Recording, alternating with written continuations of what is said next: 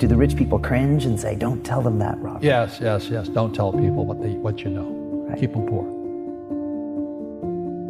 So my father was the head of education, PhD, all that stuff. I go home and ask him, said, why don't we learn about money in school? And he looked at me and says, because the government doesn't let us teach that subject. The government tells us what we can teach and what we can't teach. And I thought that was strange. And I said, but aren't we going to school to learn about money? He says, no, your job is to get a job. I said, but you get a job to earn money. He goes, no, you're supposed to just get a job. I went, no. Isn't the purpose of a job to earn money? He goes, you're correct. I said, so why don't I just learn about money? I can skip the job part, And he got flustered and he said, if you want to learn about money, why don't you ask your best friend's father about money? And I said, why? That's Mike. So why ask him? He says, because Mike's father is an entrepreneur. And I said, what are you? He says, I'm an employee. I'm a government employee. I went, oh, what's the difference? He says, the difference is an entrepreneur must know about money, or they're no longer entrepreneurs. And he says an employee doesn't have to know anything about money, because the government will take care of them, the company will take care of them. So I'm all confused. But I took my dad's advice and I trundled over to Mike's father's office and knocked on his door and I said, hey, I'm here, 9 years old. Teach me about money. He says, beat it, kid, But that's where the story of Rich Dad, Poor Dad started. And finally, through persistence, my rich dad started teaching me about money on one condition. And that condition was he would never pay me. He says, the moment I pay you, you think like an employee. He says, that's the trap. Entrepreneurs work for free. And now I'm 9 years old, my head's cracking in half. He says, you never want a paycheck. You understand that, kid? I said, okay, I got it. And he says, well, how do I make money? He says, that's what entrepreneurs figure out. It's like, so how do I learn about money?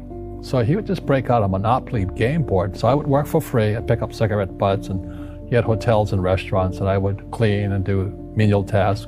And as I got older, I started getting into office work and marketing and accounting, and I was an apprentice basically, but I always worked for free.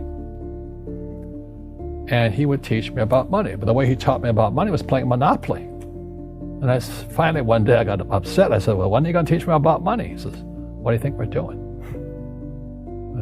We're playing Monopoly. He goes, no. What do you think we're doing? We're playing Monopoly. He says, what do you think we're doing? So I don't know. I'm teaching you about money. And then that's when, you have one green house. He says, there's many formulas for great success in money. There's thousands of them. But one of the best ones is found on the game of Monopoly. It still is today. 4 green houses, 1 red hotel. I said, what? He says, one of the greatest ways to acquire great wealth is playing Monopoly in real life. 4 green houses, 1 red hotel. Well, is that all there is? He goes, that's it. And he says, what do you think I'm doing? And I went, I don't know. So then he took me out and he showed me his greenhouses. And 10 years later, when I was 19, I was now in school in New York, and I come back to Hawaii, and Rich Dad had bought the biggest piece of land smack dab in the middle of Waikiki Beach. And when you go to Waikiki Beach today, you'll see the Hyatt Regency Hotel. That was his hotel. Just like the game of Monopoly. Just like the game of Monopoly. Acquired assets and they became bigger assets. He just kept what's called an assemblage, because that property wasn't that big at the time, so he had to buy out all the small guys. Because Waikiki was a little dirt water little town. So he'd buy out this shop owner and buy that shop owner.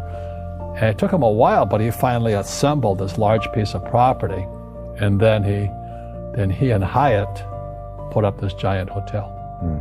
It just sold for $800 million. So that's how I learned about money.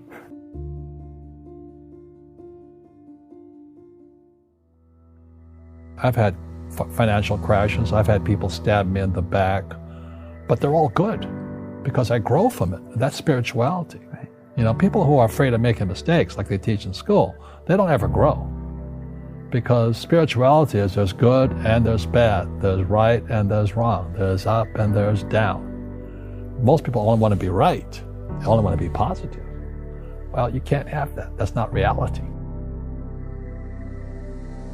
Well, I wasn't poor by most people's standards, but I came from a family with a poor attitude, if you know what I mean. Because rich, poor, middle class, poverty starts with a fundamental attitude. Poverty is passed on. It's taught in your families. And middle class is taught in families. And so the people right now who are sitting at home, who are struggling financially or worried about money or unhappy, they may be making a lot of money, but unhappy with what they're doing, it was probably taught to you. Your superego was taught, get a job, work hard, or you'll never be rich, or the rich are evil, or whatever. The school system will never teach you about money. The school system was designed to teach you to be an employee, which is important, or a doctor or a lawyer, a specialist, but never about money.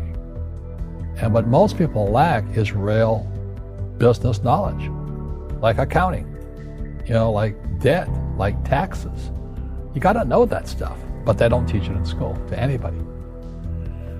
So, and then when people ask me, how did your rich dad learn this when your poor dad, a PhD, didn't? And the answer is very simply, my rich dad, who's my best friend's father, his father died when he was 13. So his rich dad had this family business at 13 to run. So he had to drop out of school, which was his blessing. There's blessings, and sometimes the blessing doesn't look like a blessing, but it turned out to be a blessing. And then his teachers became his bookkeeper, his accountant, his attorney, his banker, his real estate agents. So he has what I call real teachers, not these fake teachers in school. You see, most teachers in school, they're out of ethics. They teach subjects they themselves don't practice. I asked the teacher, I said, I'm in my third year of calculus now. It was called strength of materials. I said, am I ever going to use this stuff? He goes, no. I said, why do you teach it? He says, because I get paid. I said, do you ever use it? He goes, no. And that's why, you have to, in life, one of the things I suggest to people, you got to find a real teacher versus a fake teacher. And a fake teacher is somebody who doesn't do what they teach. And a real teacher is doing what they teach every day. So my accountants, my attorneys, they're in it every single day. That's how I learn, because every day I'm solving problems in my business. So I have accountants and attorneys and bankers and all these people on speed dial because I'm solving problems with my team. I see you giving this knowledge out, and yeah. Do the rich people cringe and say, don't tell them that, Rob? Yes. Don't tell people what you know. Right. Keep them poor. But, unfortunately, the poor, as was in the Bible, I'm not real religious, the poor will always be amongst us because it starts up here. Right. It's that fear mentality. It's in their words, and the words become flesh. Again, I'm not really religious. I flunked out of Sunday school also. But when they say I can't afford it or I can't do that, they go down. They become what they say. My PhD daddy says, what do you think I am, made of money? I can't afford that. And my rich dad would say, that's why he's poor.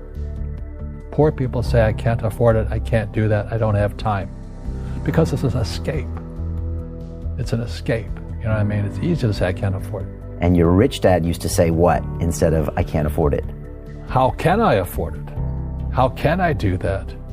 What would it take? Or why should I do that? He says that a question opens the mind, a statement closes the mind. See, when you say, I can't afford it, your mind shuts down, and you become what you say. Rugby is a team sport, but so is soccer. The rules are different. And other people are golfers. They play by themselves. And so everybody's different. So my game financially is business, number one. Second is real estate. So what I say to young people is, you find your game.